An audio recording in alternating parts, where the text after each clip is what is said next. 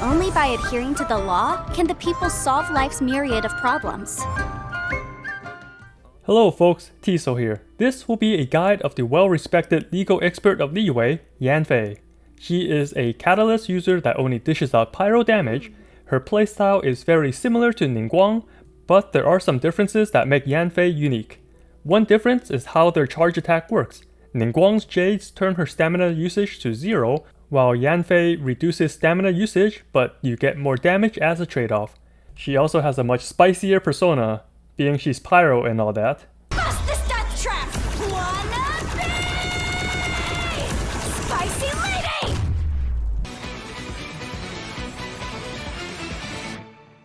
Arrivederci. Anyways, subscribe for more guides and smash that like button as I go over her combat mechanics, weapons, artifacts, and teams. Unlike most Catalyst characters before her, you will not be doing any animation cancelling with Yanfei. Her normal attacks still continue the combo even with a minor delay between them. Here is how fast her normal attack can come out, and here's me delaying the attack while still getting a walk animation. It just doesn't work. Her charge attack is the same. If you try to jump early to cancel the attack animation, it also cancels the actual hit and damage. You can jump after the charge attack hits to get some extra movement and save on stamina, but because of this limitation, she is actually pretty easy to play. Also, compared to Klee and Ningguang, I think Yanfei has smoother attacks that just feels great to use. Her gimmick are the Scarlet Seals she gets from doing normal attacks and elemental abilities. When you hit an enemy with a normal attack, she gets a seal. If you hit an enemy with her elemental skill or burst, she gets the maximum number of seals right away. This is either 3 or 4 depending on her constellation. The seals decrease her stamina usage, including sprinting and doing charge attacks. The seals also increase the damage of her charge attack. You can tell how many seals buff the charge attack by looking at the number that pops up. The majority of her total damage output will come from these charge attacks, and her entire kit is based around them. Just look at both her Ascension passives. A2 gives more pyro damage when using Scarlet Seals, and A4 gives bonus damage when you crit with a charge attack. Here is a comparison when running with 3 seals. Look at the difference in stamina consumption.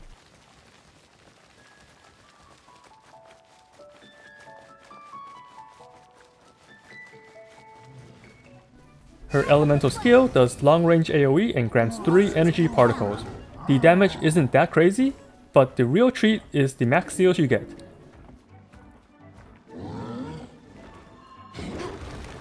Her burst does about the same damage, but hits the enemies around you instead.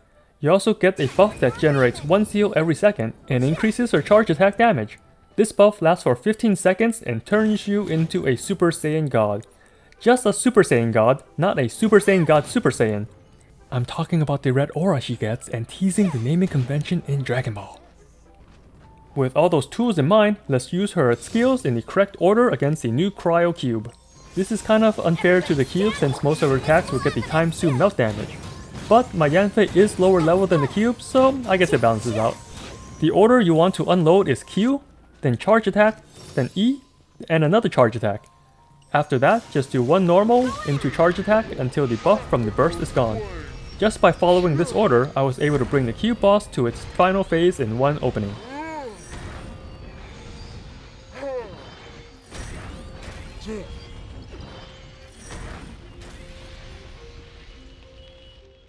If you want to maximize her damage with Xingqiu, you will need to attack in a specific pattern instead of at random. This is because you want her charge attack to get a vaporized reaction instead of Xingqiu's swords. Look at this Cryo Flower kill. The starting damage is pretty low until I get the correct rhythm. Then the damage spikes up. It will take a bit to explain, so I'll do that in a separate video. Even if you know the proper timing, you still are not guaranteed to get the correct vaporized attacks. And here are my stats for Yanfei for all the footage you've seen in this video. She is level 60 out of 70, high enough to just unlock her Ascension 4 passive. Ideally, I will want higher crit rate to take advantage of her Ascension 4 passive, but I am stuck with a crit damage helm and the Witzith weapon gives crit damage as well. For her weapon, as I just told you, it's Witzith. It's level 80 instead of 90, and it's at refinement 2 because I got lucky in the gacha. Her artifacts is using 4-piece Crimson Witch because I have not built up a strong shield character to take advantage of the Retracing Bolide set. The stats on them are pretty average. The crit rate and crit damage are not crazy high, but they're not horrible either. They fall somewhere in between. She is also at Constellation 0. For her talents, I only have her normal attack at level 6 and the other two are lower. I do want to level up her Elemental Burst more, since it increases her crit damage further, but I ran out of materials at the time. This is why you should plan ahead with your farming. Here is a map showing noctilucous jades and treasure hunters, which are needed to upgrade Yanfei. Since they are all over the place, the map is pretty zoomed out. I'll leave a link below for the official MiHoYo interactive map. I also made a video showing how to get almost 100 core lapis. Click the icon on the top right to check it out. For her talents, you want to level up her normal attack first, since most of her damage will be coming from her charge attack. Your second priority will be her burst. The activation damage is okay, nothing too special, but it does increase your charge attack damage even more.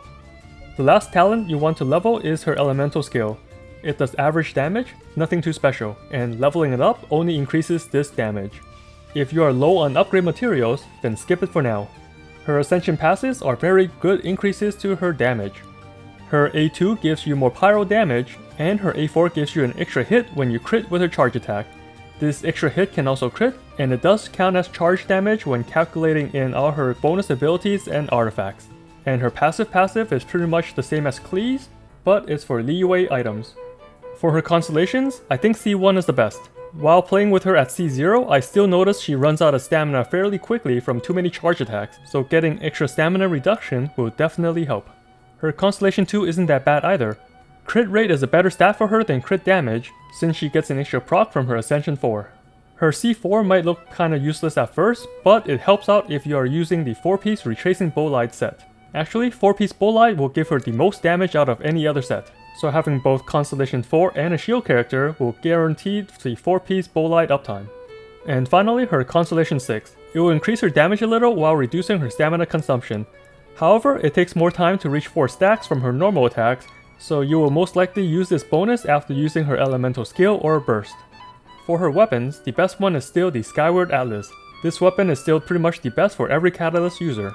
It has the highest base attack so far, and it increases the elemental damage. The next one will be Lost Prayer. It has a very nice crit rate substat, but takes time to ramp up in damage, so that's why it's still a little worse than Skyward Atlas. Next, we have the Memory of Dust. Ideally, you want to use 4-piece Retracing Bolide, so this helps out with the shielding.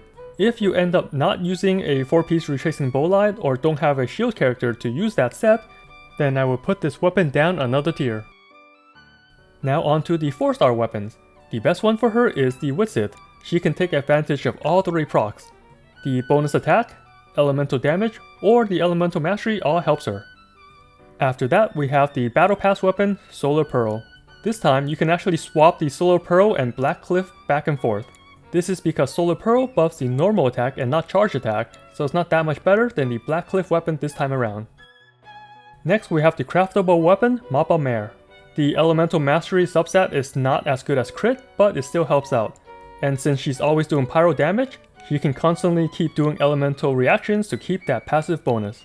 Then I have 2 more notable weapons, the Eye of Perception and the Frostbearer. Both of these don't really suit her kit too well, but it does do more damage than all the other weapons. Actually, since there is quite a difference, I will put these 2 down another tier.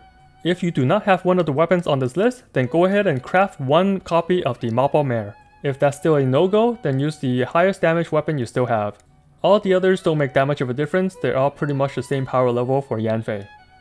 Now for her artifacts. As I mentioned a couple times earlier, the best set for her is 4-piece Retracing Bolide. This set increases the normal and charge attack damage by 40%, and the majority of Yanfei's damage is charge attacks. If you don't have a shield character or Constellation 4, then use the other options. One of them is a 4-piece Crimson Witch. This increases the general pyro damage as well as all the vaporized reactions. The other option is the 4-piece Wanderers.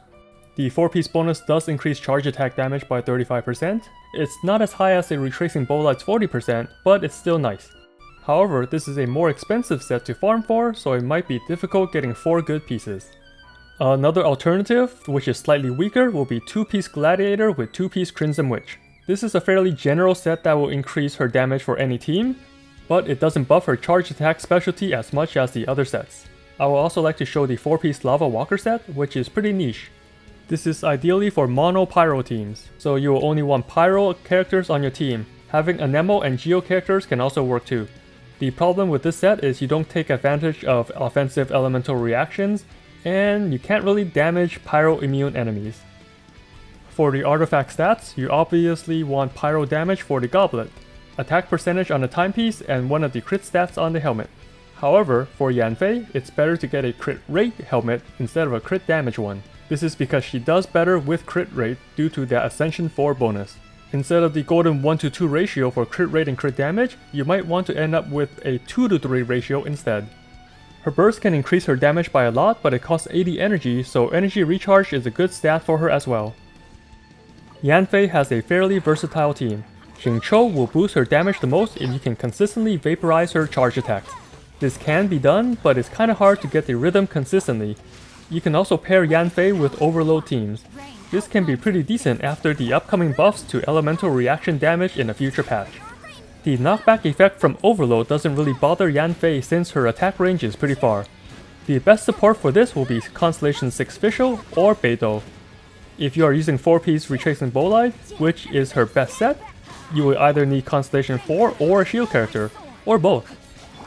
Add this with properly timed vaporized reactions and you will blow up enemies in no time. Last slot is a healer.